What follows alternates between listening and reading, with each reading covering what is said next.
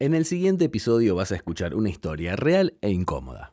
Se sugiere escucharlo con responsabilidad, ya que te vamos a invitar a aprender del error. Bienvenidos a La Luz al Final del Fracaso. ¿Vale? ¿Cómo va? Muy bien. ¿Todo bien? Normal. Es feo, pero el rey del fracaso, para mí. Porque... El rey del fracaso está bueno. Sí, pero digo, por ahí cuando no se da contexto, queda raro. Sí, ponele. No sé, a mí no tiene una carga negativa para mí. Bien, contá un poco, ¿quién sos primero? Ay, ¿quién soy? Es una pregunta muy filosófica, existencial. Súper profunda. A ver, soy Hernán Schuster, 45 años, 3 hijos, una esposa, la misma de siempre. Mis hijos ya tienen 21, 17, 14, ya me encariñé. Bien. Sí, ya se quedan. Sí, ya está, ya me encariñé, ya está, ya no tienen garantía. Tal cual. Ya salieron de garantía. Estudié administración de empresas en la UBA, después hice un MBA en el SEMA, un posgrado en coaching organizacional en la Universidad de San Andrés. Nunca ejercí de coach, porque cuando terminé de estudiar empecé a armar Speakers, que es la plataforma de conferencistas que creé y dirijo hace ya más de 10 años, a través de la cual conectamos a más de 200 oradores, rockstars de la palabra, como le decimos nosotros. Es bueno ese término, me gusta. Creo que fue lo que más me atrajo cuando empecé a ver un poco lo de rockstar de la palabra, me gusta. Y sí, para mí representa exactamente la onda que le queremos dar a las charlas. No es una charla para aprender, es un show. Después, si querés, hablamos de eso, pero vamos a hablar más del fracaso, calculo. Hace 10 años, un poco más, armé Speakers. Al principio me fue como el orto, me fundí. A los 35 años tuve que pedirle guita a mis viejos porque estaba sin un peso. Un ejercicio de vulnerabilidad extrema. Y ahí, en ese fracaso, empecé a descubrir un ciclo que venía de México que se llamó Fuck Up Nights, en el cual empezaba la gente a contar historias de fracaso. Bien. Porque yo estaba emprendiendo, iba a un montón de eventos y en todos los eventos todos te contaban lo fácil que era emprender, lo maravilloso y simple que era, y yo me estaba fundiendo. Yo la estaba pasando como el orto. Y nunca me consideré una persona poco inteligente, al contrario, había hecho un carrerón corporativo y demás. Entonces dije, ¿qué pasa acá? ¿Por qué no se habla de esto? Y empecé a meterme, a hacer doble clic y descubrí Fuck Up Nights. Y ahí lo traje a Buenos Aires. Estuve produciendo Fuck Up Nights durante 2 años y medio. Después me abrí de Fuck Up Nights y armé Ups, otra oportunidad para superarse, que estuvo con muy buenos eventos en 2018 y 2019. Íbamos a lanzar 2020, pandemia.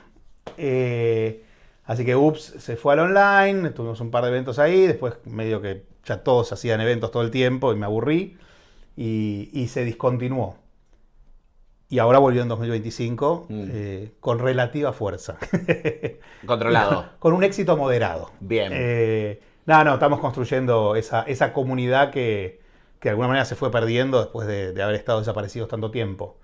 Pero me fascina hablar acerca del fracaso, de lo que no sale tal como esperamos, y generar espacios para poner el tema sobre la mesa, para desmitificar y resignificar el fracaso.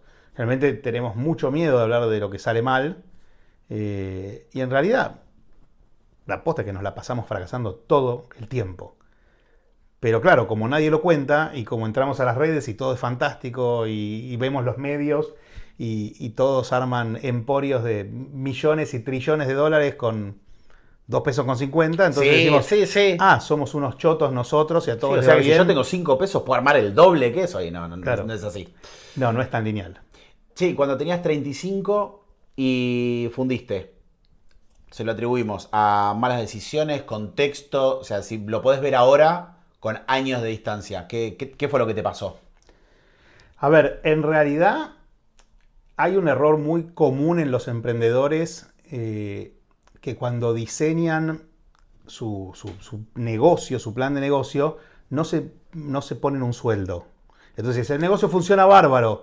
¿Y vos cuánto estás cobrando? No, nada. Entonces no funciona bárbaro. Porque vos eventualmente tenés que vivir de eso. Y si no estás contemplando tu sueldo, estás en un problema. Bien. Yo, bien bicho de multi, había hecho un plan de negocio espectacular, un Excel que era hermoso, era para poner un cuadrito, pero la realidad me dio una trompada en la cara y lo que yo había hecho como el famoso hockey stick, que era exponencial, bueno, era más un electrocardiograma tirando al de una persona que está ya en las últimas. Sí, al que no querés ver, al que no querés que el médico te muestre. Es el electrocardiograma. Al borde del pi. Bueno, era así. Y nada, uno presupuesta algo y después la realidad es otra cosa y de vuelta, con 3 pibes, colegio, vivir, que el alquiler, que esto, lo otro, prepaga. Nada, se hizo, la cuenta iba bajando todos los meses. Y el tema es que yo estaba convencido de que eso iba a funcionar. Yo, terco, en algún punto, yo dije, es una cuestión de tiempo, esto va a arrancar. ¿Y hacía cuánto no venía funcionando? No, 8 meses, ponele. Pero no es que no venía funcionando al ritmo que yo necesitaba que funcionara para vivir exclusivamente de eso. Era un negocio incipiente. Es mentira, el que te dice que del día 1 la rompe, son contados con los dedos de una mano. Sí. La mayoría la parimos. Y a mí me pasó eso. Y obviamente tenía mis ahorros y demás, pero me los fui morfando hasta que me quedé sin nafta. En el momento se terminan. Y ahí hablé con mis viejos y mis viejos me dijeron, sí, claro, nosotros te podemos apoyar 6 meses. Si a los 6 meses esto no camina, bueno, date cuenta de que no está caminando y anda a buscar, volver a buscar laburo en lo corporativo, que vos sos bueno para eso. No funcionó a los 6 meses tampoco, o sea, tardó como 1 año y medio. Spoiler, siempre, a los 6 meses. Siempre les agradezco a mis viejos cada vez que puedo, porque nada, yo soy muy afortunado porque otra persona en mi lugar es, listo, te tiraste la moneda, te jugaste una ficha, no funcionó. Y por ahí tenés que volver al laburo que ni siquiera querés y que no tiene que ver con lo tuyo. Bueno, yo estoy seguro que si no me hubieran bancado mis viejos, yo hoy estaría trabajando en un laburo que no me llenaría, tomando con una úlcera por tomar café, hablando mal de Martita de contabilidad y seguiría como en la misma. Esto obviamente me permitió dar un paso al costado y sortear el quilombo. Obviamente todas las narrativas de éxito y de fracaso se construyen mirando hacia atrás. Sí. Sí, es un poco con el diario del lunes y yo una frase que estoy usando el otro día es, bueno, está bien, pero todavía estoy a jueves, ¿cuándo llega el lunes? ¿No? Como, ¿cuándo lo empiezo a ver? Porque hace poquito hablaba con Gastón, campeón del mundo con la selección de vóley, y digo, está bien, está todo lindo con que después, el lunes, es todo un aprendizaje, pero en el momento cuesta. Por supuesto. Cuesta mucho pasarla. El fracaso es exactamente igual que cualquier proceso de duelo. Cuando vos perdés una persona querida, cuando perdés algo, pasás por las mismas 5 fases. Primero es negación, después negociación, después depresión, después aceptación y por último el aprendizaje.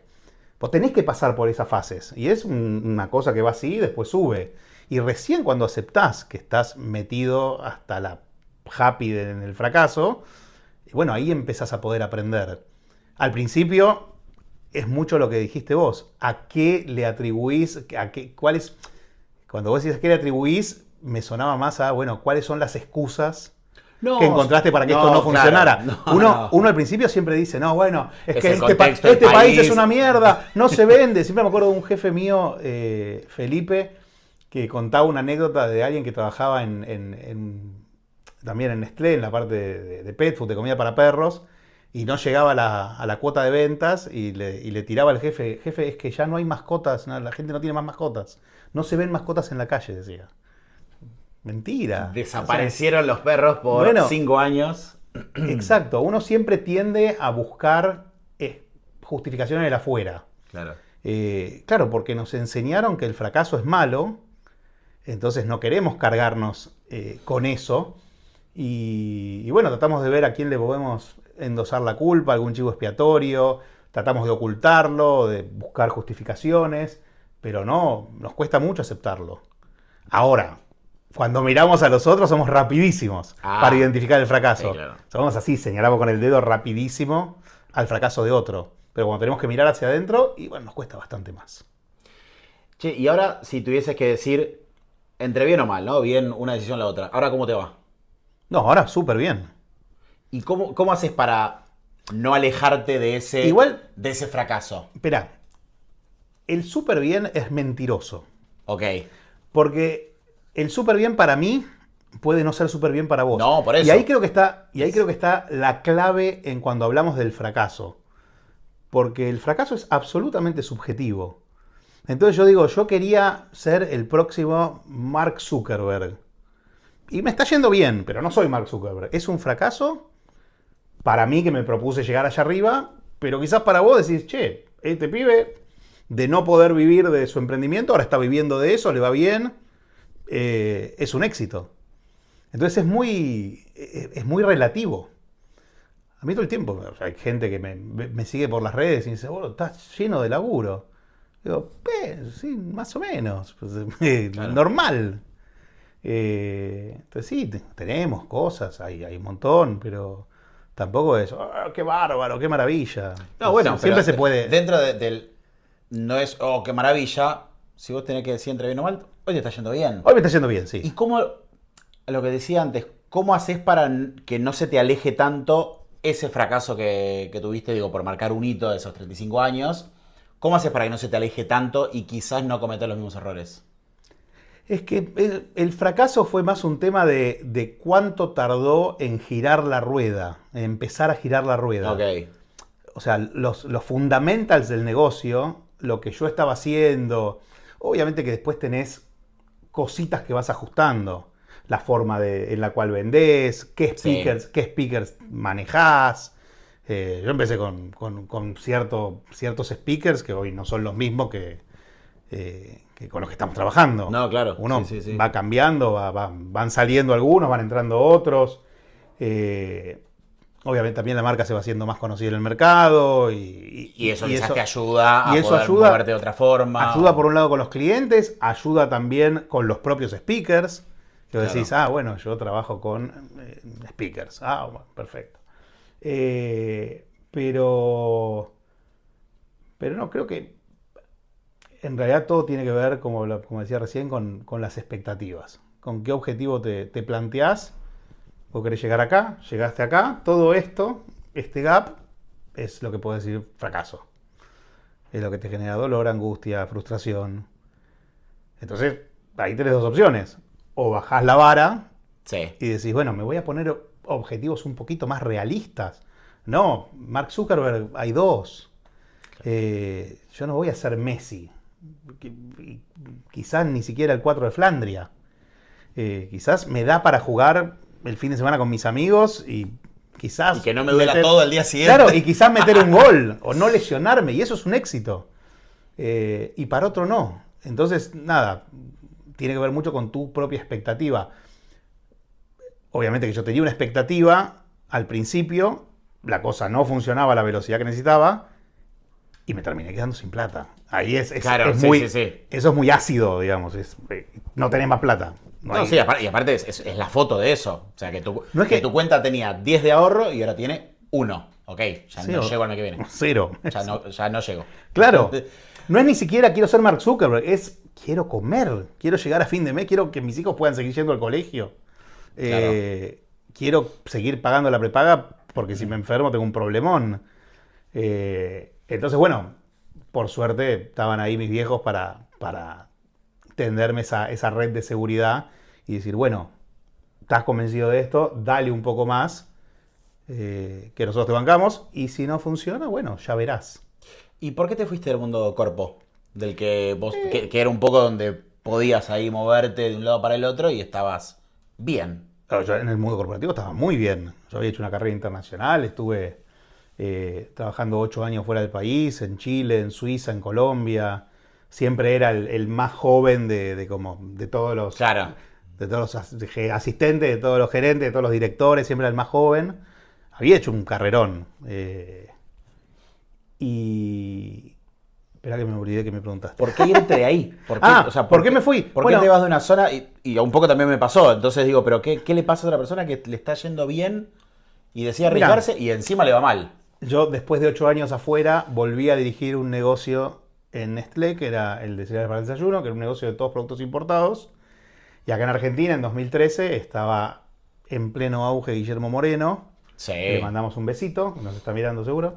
Y bueno, era muy, muy difícil importar productos y el negocio de cereales para el desayuno era todos productos importados. Claro.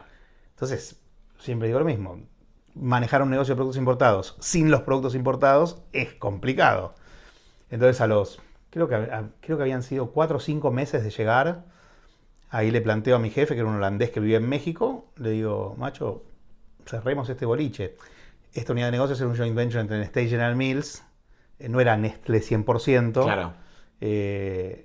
Entonces tenía como otro tipo de autonomía y nada, cuando le planteé le digo, mirá, esto va en contra de mi fuente de laburo, pero a nivel negocio no tiene sentido. El negocio había estado 18, hasta ese momento, había estado 18 años en el país, había perdido plata 16 años y había dado break-even, o sea, había salido Sí. hecho 2 años. Y en un país como Argentina, donde tenés mucho cíclico, nada, lo más probable era que siguiera todo más o menos igual. Claro. Entonces, nada, ahí mi jefe me ofreció irme a México, el que era CEO de Argentina, que en ese momento era CEO de Chile, me ofreció ir a Chile.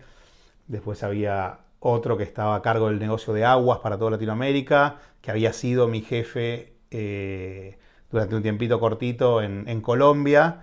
También me dijo, venite acá a México, y yo no quería volver a salir.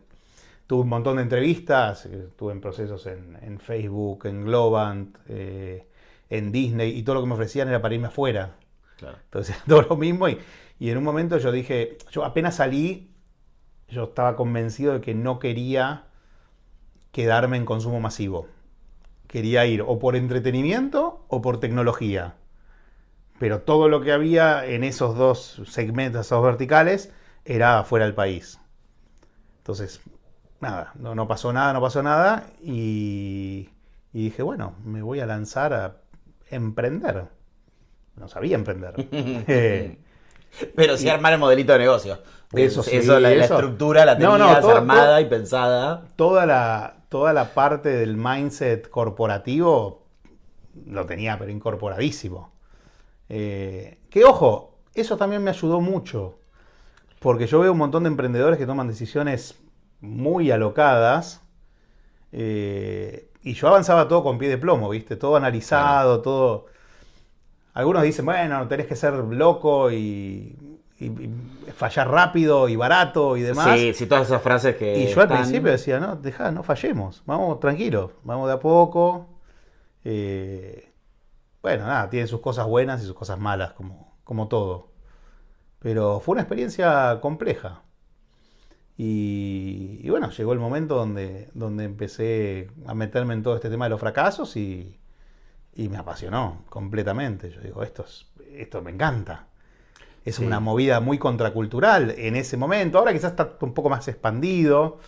Pero en ese momento nos costaba horrores conseguir gente que se quisiera subir al escenario a contar sus fracasos, sus cagadas.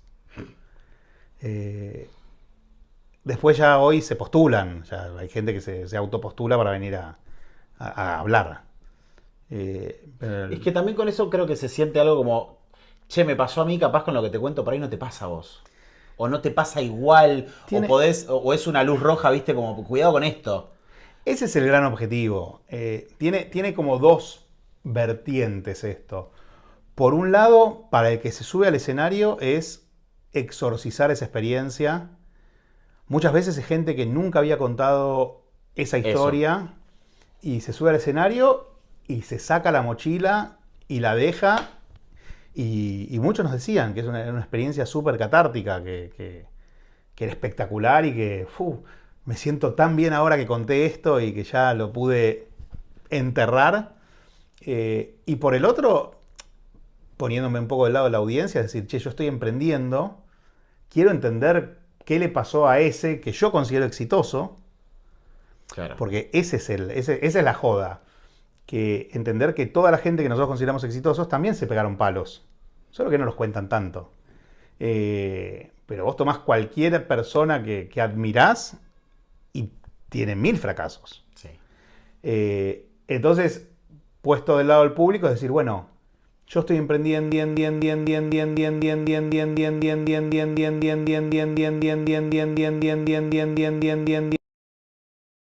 emprendimiento o vida o laburo en relación de dependencia, porque abarca todo, el fracaso es completamente transversal.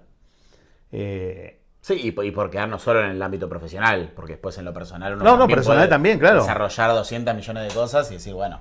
Si te sirve si te sirve para plantearte alguna pregunta, para que te pique un bichito y puedas reflexionar acerca de lo que estás haciendo, de a dónde querés llegar, y entender qué es lo que no tenés que hacer, yo creo que está cumplido. Si podemos lograr eso en la gente. Y siempre digo que mi objetivo personal es que de acá a ojalá el tiempo más corto posible yo no tenga laburo.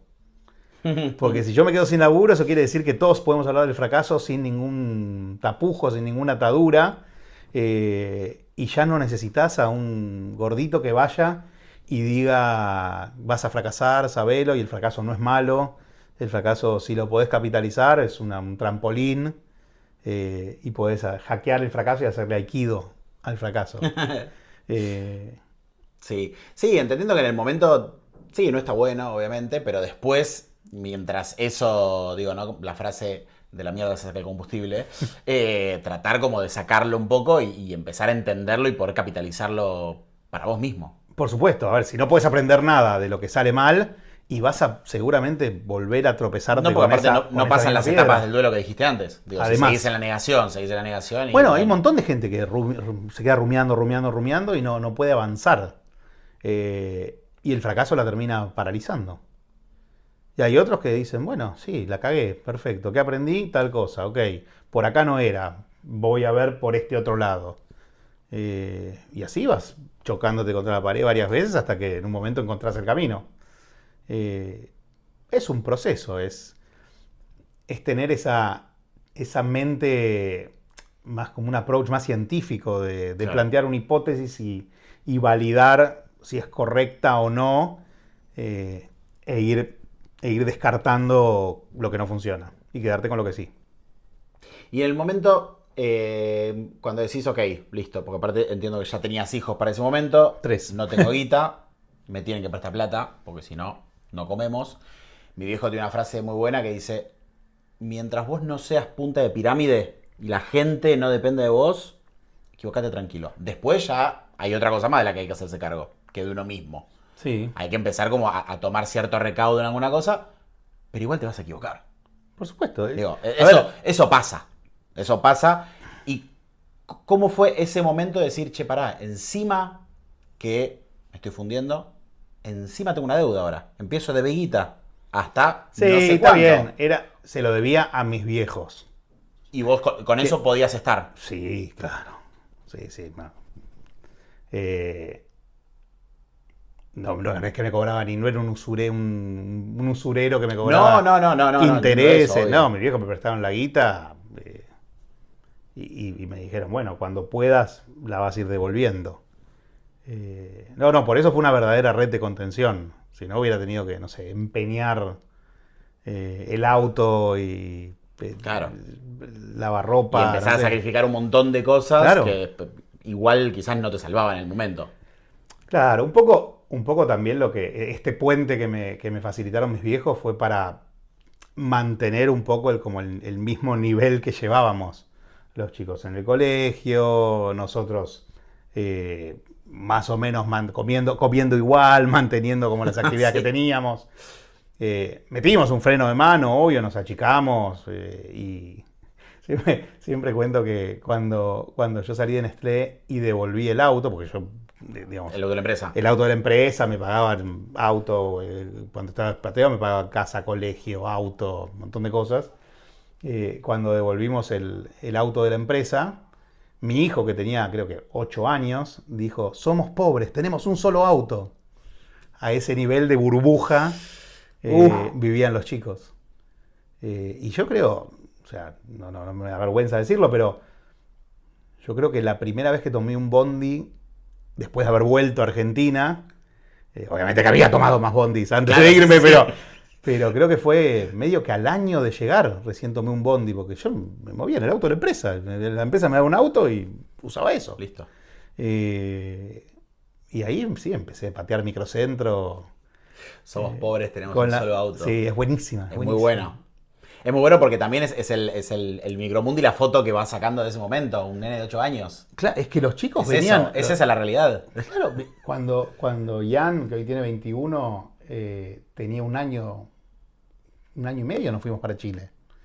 Él terminó, medio que empezó el jardín en Chile, después terminó en Suiza. En Suiza hubo un colegio primario que eran 16 chicos en el grado, de 15 nacionalidades diferentes.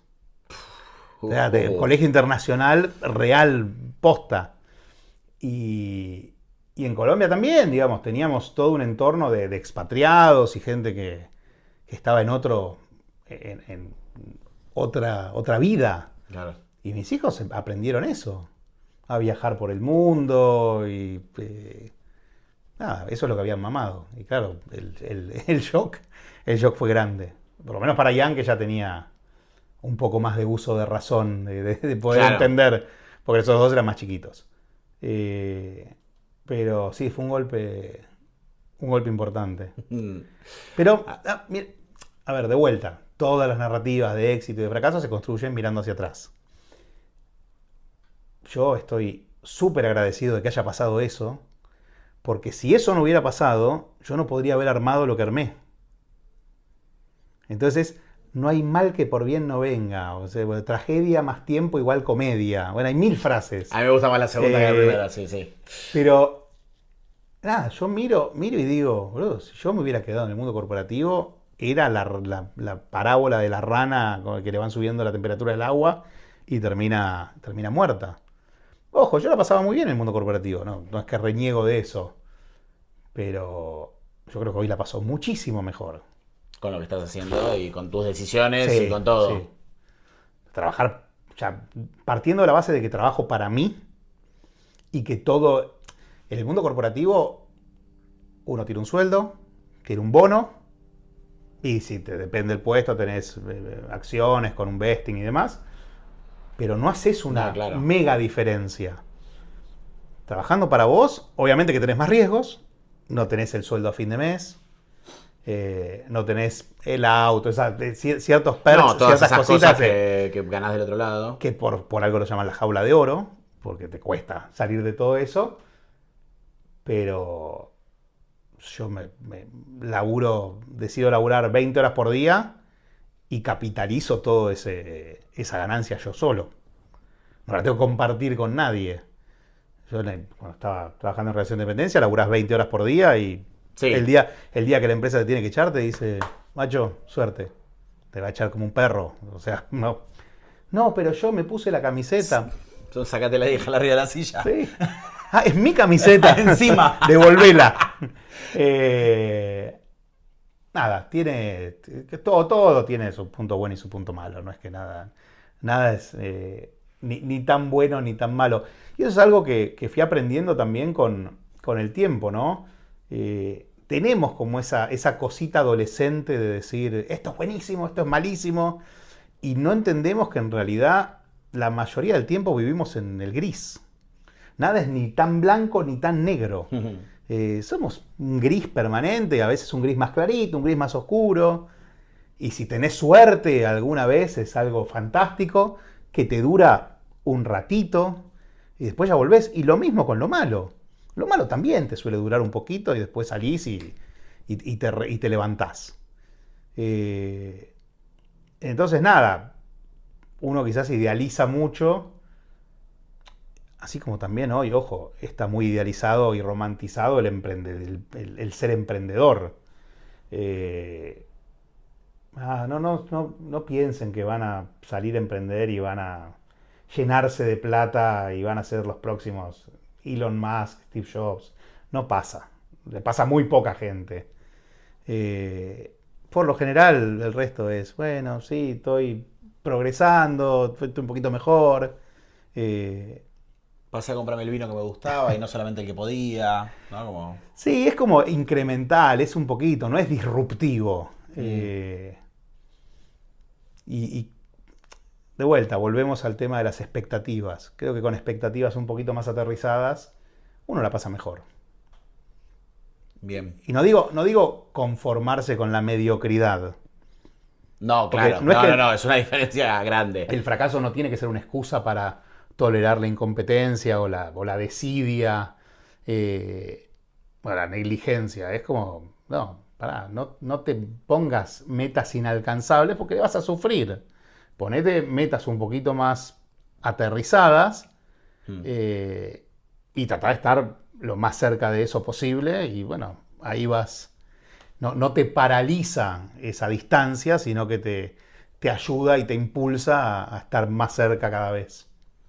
Y hablando un poquito de expectativas, ¿con qué expectativas te pones a escribir sobre el fracaso, ¿no? ¿Cómo fracasar con absoluto, rotundo y total éxito? Bajísimas las expectativas. ¿Bajísimas? A ver, esto nace gracias a Vicky Guasone.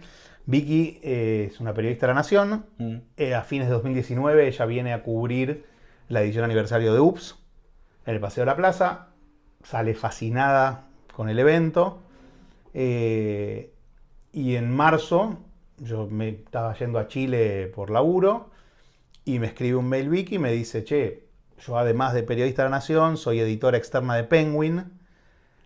Les comenté de todo esto del fracaso, les propuse un libro tuyo sobre el fracaso y les gustó la idea. ¿Te animás a escribir? No. La respuesta fue no. Directo. La primera respuesta fue no.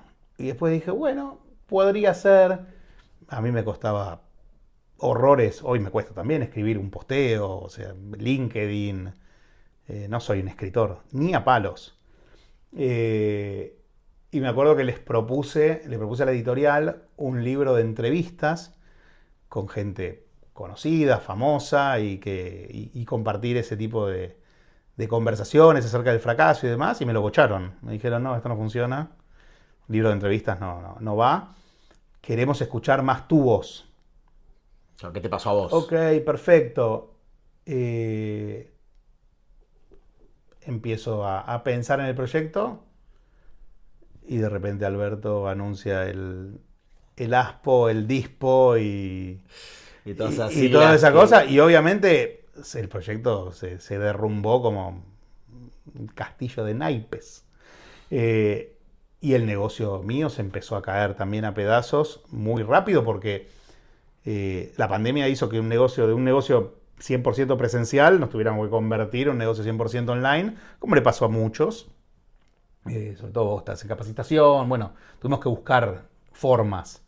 Sí, yo siempre digo, cuando empezó la pandemia, los supermercados tardaban 4 días en mandarte las cosas de tu casa, porque no estaban armados, y yo que ya tenía mi suscripción paga de Zoom, yo laburaba, me decía, ¿y cómo hacemos? Bueno, Zoom, nos conectamos, claro. en vez de ir, nos conectamos, Sí. lo laburamos así, ya está. Y era como todo un cambio gigante. Bueno, tan fuerte fue el cambio que el proyecto este durmió en un cajón durante 4 años y a principios de 2023 hablé con Vicky, retomamos el proyecto, firmamos el contrato y en 6 meses salió el libro. Entonces yo no dejé la idea de las entrevistas 100% de lado porque después de cada capítulo tenés un fracaso que es una de las historias que pasaron o por Fuck Up Nights o por Ups. No en forma de entrevista, sino más narrado el caso. Y después le fui metiendo un montón de diferentes ángulos de cómo quería yo. Yo dije, bueno, un libro que sea comprensivo de todo el tema del... No sé si es comprensivo, que abarcativo de todo el tema del fracaso, ¿qué debería tener? Y bueno, si hablas de emprendimientos, deberías tener como diferentes estadios de o sea, una startup, una pyme, una empresa grande, qué pasa en el mundo corporativo, algo de filosofía, algo de neurociencia, cómo funciona el tema emocional relacionado con el fracaso, qué podés hacer para minimizar las chances de fracasar. como una caja de herramientas. Bueno, por qué nos educan en el modelo del éxito y nos setean para fracasar? Y tengo la ventaja, obviamente, de tener toda la red de speakers, que son gente recontra, regrosa. Y fui armando con un montón.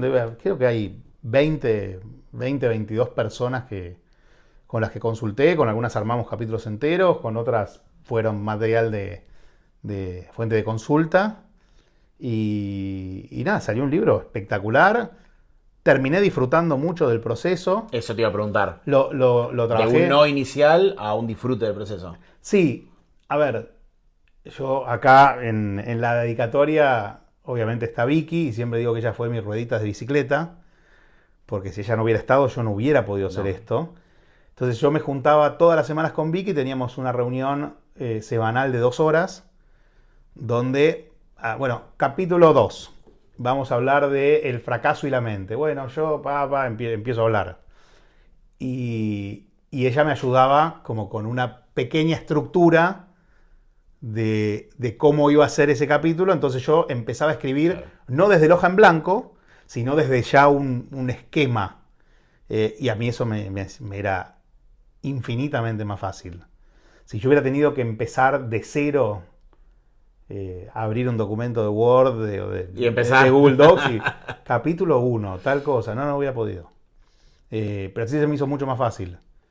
Y después, nada, me acuerdo que me levantaba sábados y domingos bien temprano, cuando todavía no había arrancado mi familia y no había mensajes de clientes y demás. Claro, momento tuyo. Momento 100% mío, y en 2 horas sacaba 2 capítulos, 3 capítulos. Entonces las revisiones y las correcciones se hicieron mucho más rápidas. Y es un libro que salió bastante rápido. 6 meses es un periodo, para alguien que no es escritor, No, sí. es un periodo súper interesante. Y bueno, ahí en noviembre de 2023 lo lancé. Ganando 23, o sea, 3 años después de... Casi 3 años, de- no, 2 años. No, 3 años después del... Claro, de todo Sí. el inicial. Sí. Y aparte 3 años después del evento, del que terminó detonando todo esto con Vicky, como mencionás, y de que había salido bien. Claro, fue y en de noviembre, todo. noviembre 2020, noviembre 2023, exactamente, 3 años. Pandemia de por medio. Y siempre digo que creo que cayó en el momento justo el libro. Porque si yo lo hubiera escrito en 2020, no hubiera tenido... Hubiese sido otro libro. Hubiese sido otro libro, tal cual. Vos sabés que, esto no lo conté nunca, que lo voy a contar por primera vez. Un día estoy volviendo de una charla, no me acuerdo dónde era, de Córdoba, y me entra un mensaje a Instagram. Hola, soy, bueno, no me acuerdo, perdón, el nombre, productora de Hora 24 de Jorge Lanata. Hora 25 creo que era. 24 creo que era. Hora 25, ¿no era? Lo vamos a poner bien abajo. Lo vamos a buscar, lo vamos a poner Creo que era abajo. hora Sí. 25, pues claro, el día tiene 24, este era hora 25. Hora 25 es un programa mítico de la Nata, y él lo estaba haciendo ahora de vuelta en TN con un montón de entrevistas. Y yo dije, no, bueno, ¿por qué speaker me estás consultando? Como diciendo... Y me dice, no, queremos que vengas vos. Entonces me pidieron que fotos de mi familia, que era como algo más personal. Y obviamente para hablar del fracaso. Y ya tenía fecha de grabación. Creo que era tipo un jueves. Y el martes la Nata se cae en la puerta de la radio. Lo internan. Y llevó un tiempo salir de esa. Y el programa no se volvió a hacer. Así que fracasé. Fracasé en eso. Y pensé lo mismo que me disparó lo que decía, de que no hubiera sido el mismo libro. Yo creo que la Nata me hubiera dado vuelta con una media si yo hubiera ido en ese punto a charlar. Si hoy tuviera un programa similar, estaría mucho mejor parado para compartir todo lo que comparto hoy por hoy. Así que sí, fue una cagada, pero creo que estuvo bueno también. Pero es la primera vez que lo cuento eso. Primicia exclusiva. Como eso de estar preparado para el momento justo y estar laburando para el golpe de suerte, para el Tal cual. momento en el que aparezca. Tal cual. No como la frase de me llevó 20 años tener suerte de un día para el otro, de la noche a la mañana. Speakers, rockstar de la palabra. Así vamos cortando y no te retenemos más. Yo estoy bárbaro, ¿eh? No sabemos ni qué hora es, mirá, pues se apagó. Sí, no, está ahí incógnito. Ese es un poco el ADN, lo que decías, ¿no? El rockstar de la palabra. ¿Y cuál es tu parte del show? Durante mucho tiempo no, todavía sigue siendo. Yo era el que estaba tras bambalinas. Es más de manager y productor. Nace así. Y lo que me pasaba también es que escuchaba un montón de cosas y decía, pará, pero yo eso lo sé. Como que fui aprendiendo mucho. Y en algún momento alguien me invitó a dar una charla. Empecé por el tema de las charlas de fracaso, obviamente. Che, vos que haces este ciclo, ¿por qué no venís a compartir un poco de lo que aprendiste? Me acuerdo que era un evento del gobierno de la Ciudad de Buenos Aires, se llamaba La Noche de las Ideas. Me dieron un espacio de 20 minutos y a mí me parecía una eternidad. Digo, ¿qué voy a decir en 20 minutos? Yo no soy profesor, no tenía esa cancha de pararme enfrente de la gente. Claro. Yo era el que estaba mirando atrás de la cortina o abajo en el escenario, filmando, sacando fotos. Y nada, armé una charla y dije, bueno, que sea lo que Dios quiera. Y cuando me bajé del escenario, la gente me pedía fotos, se acercaba, me tiraba buena onda. Y yo dije, bueno, genial, acá hay algo. Y ahí ya empecé a armar A pensarlo desde otro lugar. el tema de las charlas. Entonces, empecé tras bambalinas, en un momento me pasé al otro lado y terminé estando como en los dos lados. Entonces, está bueno porque yo siendo speaker entiendo muy bien qué es lo que necesita la otra persona para brillar. También desde mi lado comercial, habiendo estado como director en multinacionales del otro lado, puedo entender cuáles son las... Lo que necesita la empresa. Exactamente. O sea, qué es lo que quiere sacar de ese evento. Exacto. Y qué es lo que vos le tenés que dar para que ese evento sea... Sí, cuáles son las problemáticas que tienen, qué es lo que quieren trabajar. Digamos, eso lo capto muy bien y hablo el mismo lenguaje. Claro. Ahora ya pasaron 10 años, pero creo que el lenguaje no cambió mucho. O sea, las corpos mucho no se fueron modificando con el correr del tiempo. No. Pero yo estoy convencido que lo que hacemos nosotros es dar un show. Si te podés llevar una o dos cositas, es genial, pero no vas a aprender nada en una charla. No te va a cambiar la vida una charla de 40 minutos. Una charla, a lo sumo, te está regando una semillita que estaba ya plantada ahí. Claro, y, sí. y está haciendo crecer algo. Pero está buenísimo cuando vas a las charlas y ves a la gente anotando. Y después, nada, todo el factor cholulaje. Mi objetivo era, che, ¿por qué? Que me perdone Vicky Zipolitakis, pero ¿por qué la gente le atrae Vicky Zipolitakis? ¿Qué tiene para dar? Y yo digo, ¿por qué no ponemos de moda a los tipos que son mentes brillantes y que tienen mucho para compartir? ¿Por qué si alguien paga para ir a ver un tipo cantar arriba de un escenario, no pagaría para ir a escuchar a un tipo referente hablando en X tema o en X experiencia, Claro. lo que sea? Sí, tal cual. Entonces por eso ahí nació el tema de rockstars de la palabra, porque no son más, son eso. Es como muy análogo el tema de las charlas al tema del rock, si querés. Tipo se sube al escenario, tiene un público, hace un show, lo aplauden, sacan fotos. Sí, a mí con las charlas lo que me pasa es cuando doy alguna charla, una capacitación, digo, bueno, si te vas con 3 preguntas y una buena anécdota, está buenísimo. Sí, pero tal cual. Ya está, no te voy a cambiar la vida, no te va nada. Pero irte con 2 o 3 preguntas que antes no te hacías o que estaban ahí dormidas y una buena anécdota. Yo siempre saco, Un buen momento. Tengo en el celular anotado un montón de frases que voy sacando de las charlas. Cositas que escucho. Hace poco estuve en Iguazú con María Rock, una neurocientífica, y me quedé con esta idea de que cuando yo te digo salud, ¿qué asociaciones se te vienen a la cabeza? Son positivas, como buena salud. Pero cuando hablas de salud mental, las asociaciones son negativas. Sí. Y me hizo pensar, digo, mirá qué loco esto. Todo el tiempo estoy incorporando cositas nuevas, ideas nuevas. Quizás no es una idea que te va a cambiar la vida, pero aprendo todo el tiempo de gente re grosa, me termino haciendo amigo de gente muy grosa, trabajo con gente que admiro y no paro de aprender. A veces es un laburo espectacular. Eso es hermoso. Cuando terminás laburando con gente que admirás, es hermoso. Bueno, y hay una frase que la dice mucho Seba Campanario, que es uno de los speakers con los que laburamos, que dice: es imposible competir con gente que se divierte haciendo lo que hace. 100%. Y me parece una frase hermosa. Y es así, realmente me divierto. Por eso yo laburo los fines de semana, laburo hasta tarde. No es un... Queda medio trillado, medio goma decir, encontrar algo que te apasione y no tendrás que laburar y no tendrás que trabajar ningún día de tu vida. Bueno, más o menos, pero yo la paso bien. Es que yo lo que siempre digo, el humor y el juego no lo puedo negociar. O sea, yo puedo laburar hasta las 4 de la mañana, no tengo problema, pero el humor y el juego tienen que estar en un formato. Y la falopa. ¿No? Porque si no aguantamos hasta las 4 de la mañana. No.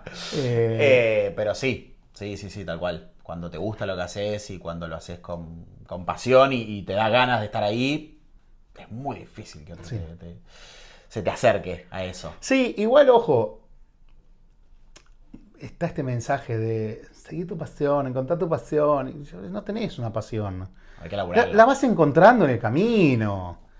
Bueno, pero eso está bueno. Antes que decías lo de si vas a emprender no te vas a llenar de guita de un segundo al otro. O sea, si no tenés una pasión ahora, hay que laburarlo en eso. Se encuentran, se trabajan, se desarrollan. Digo. No, y la otra que me rompe soberanamente las pelotas es el tema del propósito. Tenés que encontrar un propósito. Y yo qué sé, ¿cuál es mi propósito? No sé, estoy tratando de llegar a fin de mes, me cortaron la luz, el gas.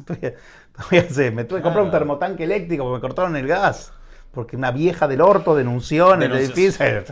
Entonces hace 9 meses que no tengo gas. No sé no sé el propósito, no tengo ni idea. Hoy es tener gas claro. con agua caliente. Y no existe un propósito. Vos todo el tiempo estás teniendo propósitos diferentes y está bien cambiar y está bien no tener ni idea.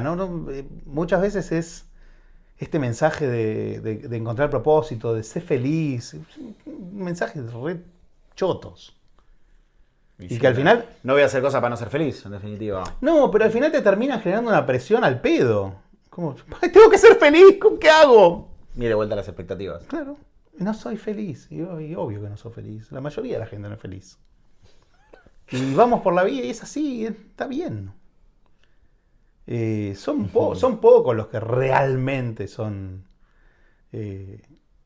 felices. La mayoría de las veces estás ahí batallando y luchando, tenés algunos momentos de felicidad, tenés otros como la momentos frase de la película que dice, ese pequeño momento en mi vida se llama felicidad, bueno, es eso. A veces estás como el orto y nada, vamos surfeando. Sí. Che, ¿algo que no te haya preguntado y me quieras contar? ¿O algo que vos me quieras preguntar? Lindo tributo a Julio Leiva. Sí.